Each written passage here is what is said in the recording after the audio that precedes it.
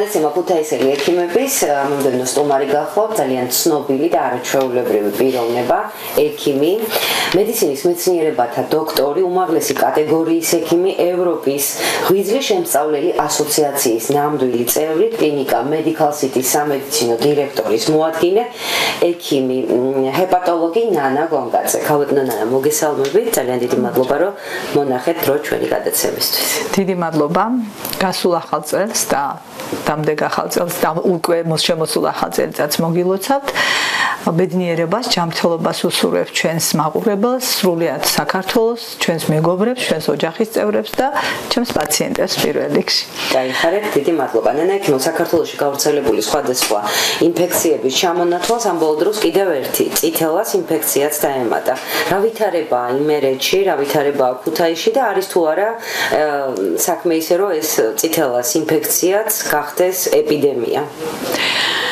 მინდა გითხრათ, რომ წითელას ინფექცია როგორც წესი არსებობს ქვეყანაში და მსოფლიოშიც, რა თქმა უნდა, მაგრამ ეხლა გეტყვით, რომ შარშანდერთან შედარებით ამ მონაცემებით წელს უფრო მეტია მომართვიანობა თუ შემთხვევები, როგორც ჩვენ კლინიკის სტატისტიკური მონაცემებიდან ირკვევა და გარდა იმისა, რომ მომართვიანობა არის საკმაოდ მძიმე ვერ დავარქვევ, მაგრამ ისეთი შემთხვევები, რომელსაც ჰოსპიტალიზაცია ჭირდება. მოგეხსენება, წითელა სახათი ინფექცია გახლავთ და გვაქვს ხოლმე შემთხვევები, ერთეული შემთხვევები აუცხრელ პირებიში. ახლა მინდა გითხრათ, რომ აღარ არის ერთეულ შემთხვევებზე ლაპარაკი. ჩვენ ვემსახურებით იმერეთის რეგიონს და თქვენ წარმოიდგინეთ, სამეგრელო და აჭარის რეგიონიდანაც ჩამოდიან ჩვენთან პაციენტები, უკვე როდესაც არის უფრო რთულად მიმდინარეობა. წითელას ინფექციას რაიმე განსაკუთრებული სხვა არ ახასიათებს, აი რამდენიმე წელიწადში ერთხელ მუდმივად თუ როგორ ხდება ამ ეპიდემიის? აი ძალიან სწორი შეკითხვა დამისვით. თქვენ იცით, ხდება ხოლმე 4 წელიწადში გააქტიურება პროცესის და ეს რითია გამოწვეული. როგორც კი დაგროვდება არაიმუნური ფენა და რას ნიშნავს ახლა ეს არაიმუნური ფერა? როდესაც აცრილი გვყავს კონტინგენტი, ის მოწყვლადი კონტინგენტი, რომელსაც ჭირდება აცრა, მოგეხსენებათ 5 წლამდე როგორც წესი ბავშვები იცრებიან. 5 წლის შემდეგ 15 წელიწადზე არის ეს აცრა და მე 22 წლის ასაკში იცრებიან, მაგრამ აი როგორც წესი 5 წლის მე თითქმის უმეტეს შემთხვევაში ჩავარდნილია ეს აცრები, იმიტომ რომ ან მშობელს ავიწყდება, ან უკვე წარმოზრდილი ყმაწვილი და ეს აღარ მიყვება მშობელს ასაცრელად და ასე შემდეგ 22 წლის ასაკში უკვე გამოდიან მშობლების მეთვალყურეობიდან და ხდება ჩავარდნა ამ აცრების. თუმცა, როდესაც აცრილია კონტინგენტი კარგად, 1-2 აუცრელი პირი არ არის საშიში, ერთი შემთხვევა შეიძლება მოხდეს, მაგრამ მისი გავრცელება არ ხდება, მაგრამ თუ კი აუცრელი ფენა დაგროვდა, ამ შემთხვევაში ხდება მისი უფრო მეტი და მეტი შემთხვევების დაფიქსირება. აი ამასთან შედაკავშირებით ბარემ მინდა გითხრათ, რომ ეს არის აბსოლუტურად მართვადი ინფექცია. ამიტომ რომ კარგად იყოს ის აცრები ჩატარებული, როგორც საჭიროა ასაკობრივი ჯგუფის მიხედვით და გარდა ამისა ზოგჯერ ეპიდემიოლოგიური სიტუაციის ქვეყანაში არსებული ეპიდემიოლოგიური სიტუაციის მიხედვით ჩვენ ვურჩევთ ხოლმე რომ აიცრან, თუ კი ამას საზოგადოება ყურად იღებს და მოხდება აცრებით, აი ამათი აცრა ისე როგორც საჭიროა, ასეთი შედეგები არ უნდა დადგეს. ჩვენ არა ვართ წინააღმდეგი, რა თქმა უნდა, წინააღმდეგი კი არა, პირიქით მობილიზებული ვართ რომ უკურნალოთ, მაგრამ როდესაც შეიძლება მართვა ინფექციის, ამდენი შემთხვევები არ უნდა გქონდეს. თუ საზოგადოება არის იმ დონეზე განათლებული, თუნდაც ესე დავარქვათ, რომ დაიცავი საკუთარი თავი და დაცული იქნება სხვაც და დაცული იქნება შენი ოჯახის წევრებიც. აი ამას თუ ჩვენ გავითვალისწინებთ და საზოგადოება ყურად იღებს, თუმცა აქ არ არის იმაზე ლაპარაკი, არის ზოგჯერ უკუჩვენება აცრებისა. ასეთები არიან ერთეულები. ის ერთეულებიც დაცული იქნებიან, როდესაც მასა იქნება დაცული. როგორ უნდა მივხვდეს ნანა ექიმო, რომ პაციენტი რომ მას აქვს წითელა, რა სიმპტომატიკით ხასიათდება ეს ინფექცია? იცით, წითელას აქვს ესეთი ინფექციურ დაავადებებს ახასიათებს პროდრომული პერიოდი, ინკუბაციური პერიოდი ჯერ, შემდეგ პროდრომული პერიოდი და მერე უკვე კლინიკური ნიშნების გამომჟღავნების პერიოდი და შემდეგ უკვე გამოჯანსაღების პერიოდი, ხო? აი, როდესაც ინკუბაციური პერიოდი გვაქვს, ძალიან ძნელია ამ პერიოდში რაღაცის შეტყობა, მაგრამ აი პროდრომულ პერიოდში აუცილებლად ადამიანებს აქვთ ტემპერატურა, ზოგს მაღალი, ზოგს საშუალო, 37.5 და ზემოთ. პროდრომულ პერიოდში გამონაყარი ხდება უკვე პროდრომის დასასრულისკენ, როდესაც უკვე კლინიკური ნიშნების გამოვლინება ხდება, მაგრამ აი პროდრომულ პერიოდში პირის ღრუში არის ფილატოვის ლაქას ვეძახით ამას ჩვენ და პირის ღრუში თუ ის ოჯახის ექიმთან, უბნის ექიმთან, გამოცდილ სპეციალისტთან არ არის ინფექციონისტი აუცილებელი, აუცილებლად ის პირის ღრუში ამას შენიშნავს და უკვე როდესაც გამონაყარი წამოვა და გამონაყარი ჯერ იწყება გამონაყარის სახის ნაწილებიდან ყურის უკან კისერზე, მერე სახეზე და შემდეგ უკვე იშლება კისერი, გულმკერდი და ნელ-ნელა ჩადის კიდურები და ქვედა კიდურები, მუცელი ზურგი და ქვედა კიდურები.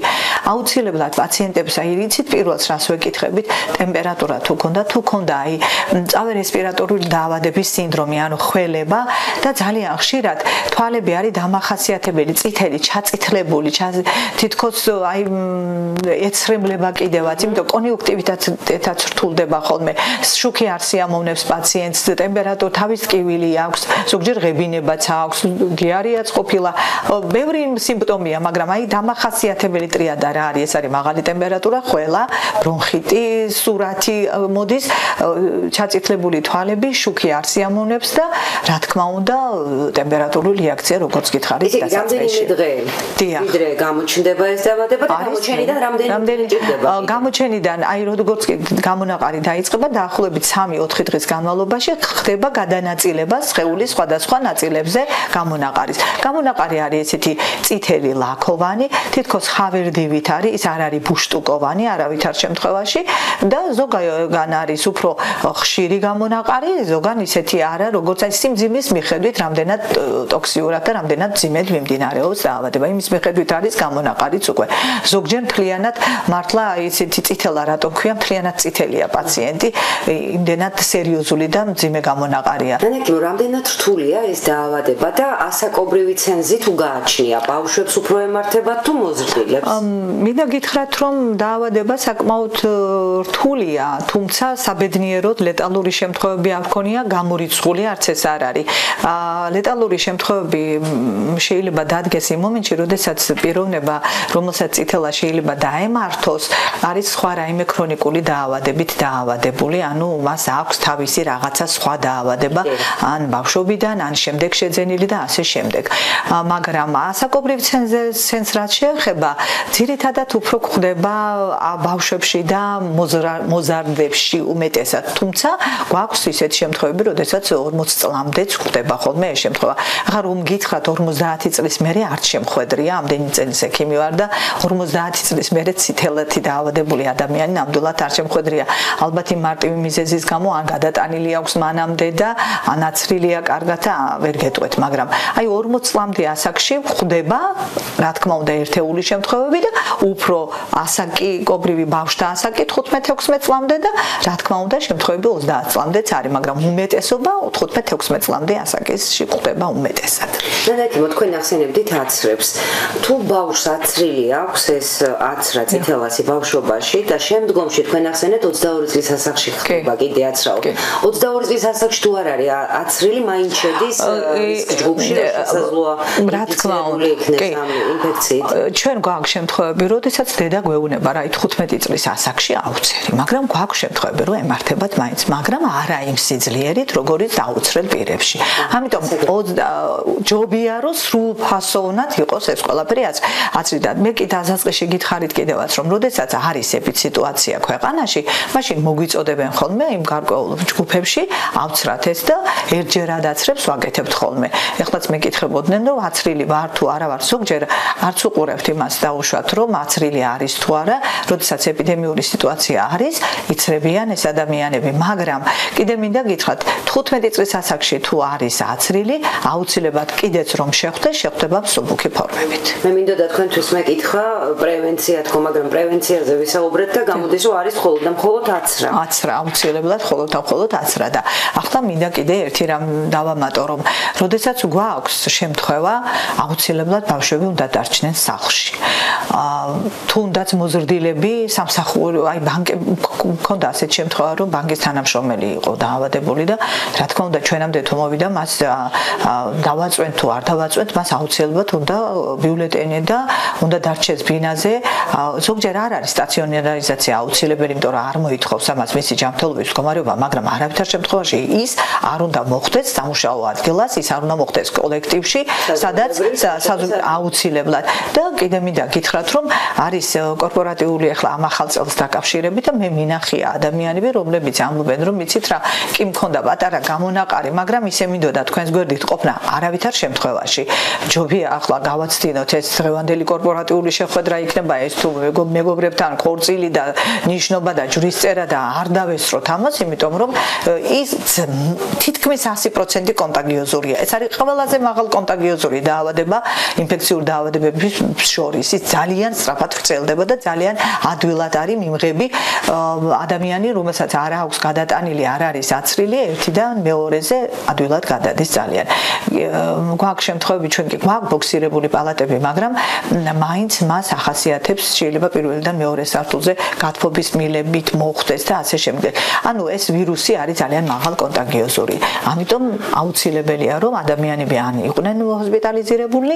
ან დარჩნენ ბინაზე ძალიან დიდი მადლობა ქალბატონ ნანა ჩვენთვისაც მონახეთ დრო და საინტერესოდ აგვიხსენით ამ ინფექციური დაავადების შესახებ დიდი მადლობა თქვენ გაიხარეთ თურფაზი ტელემოყურებლებო ჩვენი გადაცემა დღეს ამით დასრულდა როგორც ექიმი გვირჩევს თუ შევნიშნავთ რომ გვაქვს და ეჭვი გვაქვს რომ გვაქვს წითელას ინფექცია აუცილებლად უნდა დავრჩეთ სახლში მოვერიდოთ საზოგადოებრივი თავშეყრის ადგილებს აუცილებლად მივიდეთ ექიმთან რომელიც დაგვისვამს დიაგნოზს და ჩაგვიტარებს მკურნალობის სათანადო კურსს ჩვენი გადაცემა გისურვებთ ჯანმრთელობას მადლობთ რომ გვიყურებთ